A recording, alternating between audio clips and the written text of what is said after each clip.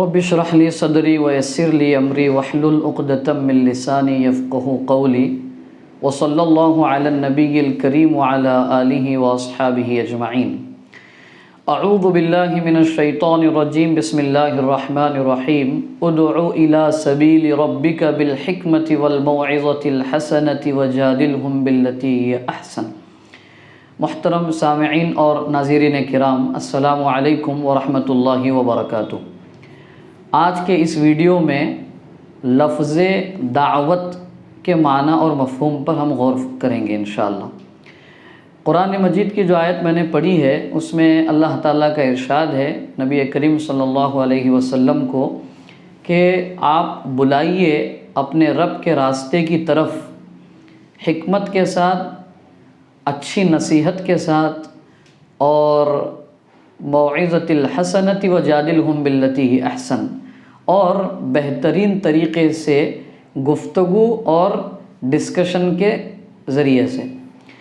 لفظ دعوت قرآن مجید میں تقریباً 213 مرتبہ آیا ہوا ہے اور 43 مرتبہ یہ خاص غیر مسلموں میں اسلام کی دعوت کے سلسلے میں آیا ہے.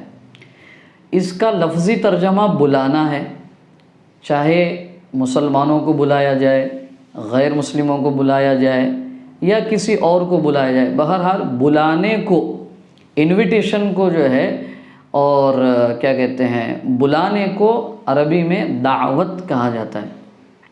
ہمیں غور یہ کرنا ہے کہ قرآن مجید میں اس لفظ سے اللہ نے رسول اللہ صلی اللہ علیہ وسلم کو کس کام کا حکم دیا ہے. آپ غور کریں گے تو عرب میں تقریباً 70% مشرکین تھے، 10 سے 15% جو ہے مجوسی اور صابی قسم کے لوگ تھے اور بقیہ جو ہے اہل کتاب تھے. تو اللہ تعالیٰ نے بلانے کی جو بات کہی ہے وہ 70-85% جو لوگ تھے ان لوگوں کے لیے کہی ہے کہ آؤ تم اس رب کے طرف جس نے تمہیں اور ہم کو پیدا کیا ہے. اب لفظ دعوت کے سلسلے میں یہ بات ہوئی کہ اللہ کے پیغام کی طرف یا اللہ کی طرف، اللہ کے دین کی طرف ان لوگوں کو بلانا جو اب تک اس دین کو قبول نہیں کیے ہوئے ہیں یا اب تک دائرہ اسلام میں داخل نہیں ہے. ان لوگوں کو بلانے کو اصل میں دعوت کہا جاتا ہے. اس کی پچھلے جو ویڈیو میں لفظ تبلیغ پر تھوڑا سا ہم نے روشنی ڈالی تھی آپ کے سامنے. اب آج یہاں پہ دعوت. اب دعوت اور تبلیغ میں ایک چھوٹا سا فرق ہے، وہ یہ تبلیغ کا معنی ہے پہنچا دینا اور دعوت کا معنی ہے بلانا.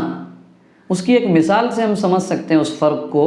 اگر ہمارے گھر میں کسی قسم کا کوئی پروگرام ہے، ہمارے دائیں طرف ایک پڑوسی رہتا ہے، بائیں طرف ایک پڑوسی رہتا ہے، تو دائیں طرف کے پڑوسی کو تو ہم نے انویٹیشن کارڈ دیا جا کر کے اور ان کو دعوت نامہ دیا اور باقاعدہ جا کر انہیں کہا کہ اس دن ہمارے گھر میں اس طرح کا ایک پروگرام ہے، آپ تشریف لائیے. اور دوسرے کو جو ہے ہم نے انویٹیشن کارڈ نہیں دیا اور گھر پر جا کر انہیں بولا بھی نہیں، دعوت بھی نہیں دی. یہ پہلے والا جو پڑوسی ہے وہ تو دعوت میں شرکت کرے گا اور اس کی وقت کی فرصت کے ساتھ میں، لیکن دوسرا والا نہیں کرے گا. کیا سوال میرا آپ حضرات سے ہے، کیا اس دوسرے والے پڑوسی کو اس بات کا علم نہیں ہے کہ میرے پڑوسی کے گھر میں اس دن یہ پروگرام ہے؟ ظاہر بات ہے اس کو پتہ ہے، معلوم ہے اس کو، اس تک بات پہنچی ہے کہ اس دن ان کے گھر میں اس طرح کا ایک فنکشن اور پروگرام ہے، لیکن اس کے باوجود وہ نہیں آئے گا. اس لیے نہیں آئے گا کہ اس کو جا کر اس شخص نے جس کے گھر میں پروگرام ہے دعوت نہیں دی، اپنے پروگرام میں شرکت کی. یہ فرق ہے تبلیغ اور دعوت میں. لہٰذا ہم آج یہ سمجھ رہے ہیں کہ سارے انسانوں تک اللہ کا پیغام پہنچ چکا ہے، تو اگر مان بھی لیا جائے، جیسے میں نے پچھلی ویڈیو میں کہا تھا کہ پہنچا ہے لیکن حقیقت اور اپنی صحیح اور اصل شکل میں نہیں پہنچا ہے، غلط فہمیوں کے ساتھ، ملاوٹ کے ساتھ میں پہنچا ہوا ہے، اور مختلف ان ذرائع اور سورسز کے ذریعے سے پہنچا ہوا ہے جن پر اعتبار نہیں کیا جا سکتا ہے، میڈیا ہے اور بہت ساری چیزیں ہیں۔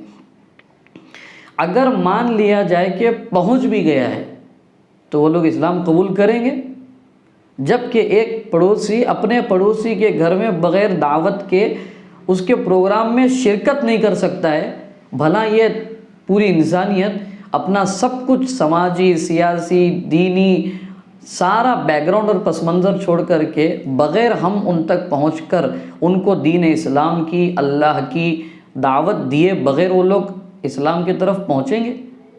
ایسا نہیں ہو سکتا ہے۔ لہٰذا ہمیں سارے کاموں کے ساتھ باقاعدہ ان تک دین اسلام کی دعوت پہنچانی چاہیے، اور یہ دین اسلام زندگی گزارنے کا طریقہ آپ کے لیے بھی ہے، اور یہی سلامتی کا راستہ ہے دنیا اور آخرت کا، لہذا آپ اسے قبول کیجئے۔